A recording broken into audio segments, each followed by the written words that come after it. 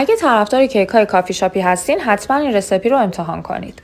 تخم مرغ و شکر و وانیل رو حدود 5 دقیقه با دور تند همزن میزنیم تا کرمی و هجین بشه.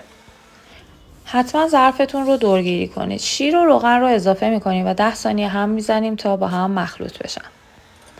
مواد خشکمون رو 3 بار الک میکنیم و طی 2 مرحله به موادمون اضافه میکنیم و مواد رو توی قالب میریزیم و میذاریم توی فر 170 درجه. توی مدت که کیکمون میپزه شیر، شکر، روغن و شکلات رو روی حرارت میذاریم. نیازی نیست بجوشه، همین که شکلات حل شه کافیه. و میذاریم کنار تا یه مقدار خنک شه. کیک رو کمی که خنک شد از قالب در میاریم.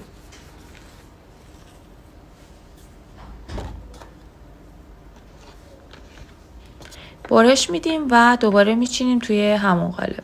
برای اینکه مایمون توی کیک بیشتر نفوذ کنه با خلال چوبی چند سوراخ روی کیک ایجاد میکنیم.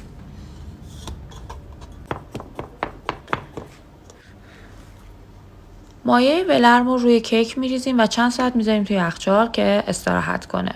بعد از گذشت 5 تا 6 ساعت شما یک کیک فوق‌العاده دارین. نوش جان.